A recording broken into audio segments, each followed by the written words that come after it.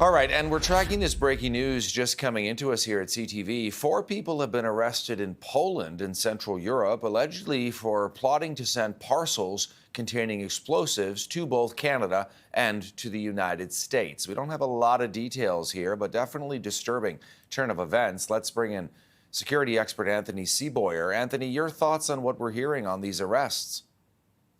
Well, it's very early, of course, at this point, but what this reminds me of is the German national security warning, security service warning in August of attacks in the form of parcels sent through the mail to various European countries by Russian actors as a part of sabotage efforts. What we saw in Germany in one case was incendiary explosive devices or burning devices that triggered a fire in a container targeting transportation services. So this looks very much like it could be one of these incidences. Yeah, why might Canada be a target? Well, obviously, Russia is trying to spread chaos in the West in general, all Western countries, but I think particularly the strong support the Canadian government and Canadians have had for Ukraine is something that Russia is trying to undermine with hybrid warfare, with gray zone warfare, which this could be a part of.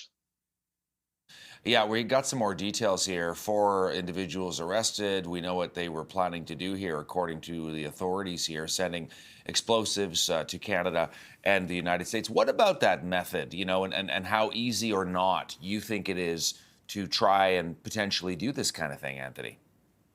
Well, it's something security services haven't been really set up to prevent. It's really difficult if you imagine the amount of parcels being sent around the world every day. It's something, though, that law enforcement has become aware of. There's been multiple warnings about this newer approach of warfare that we're seeing in terms of Russian sabotage efforts. So there are some measures being put in place more and more to monitor parcels, but it's a huge challenge that we're facing at this point. Yeah, and also just before we go, how authorities would even be able to determine something like this. I mean, I know there's a whole lot of stuff that goes on behind the scenes, a lot of different communications that are being monitored by different intelligence agencies, signals intelligence agencies around the world as well. Is that likely what we're talking about here?